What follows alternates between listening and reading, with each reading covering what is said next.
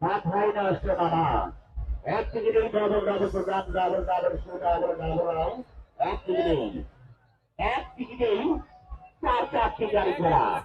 আসসালামু আলাইকুম দর্শক, আমি আপনাদের যে ভিডিওটি দেখাচ্ছি এটি মূলত দুধ পাথরের ভিডিও। এই ভিডিও থেকে আপনারা যা শিখতে বা বুঝতে পারবেন, এটা হচ্ছে কিছু কিছু লোকের মতে এই পাথর দুধ চুষে খায়।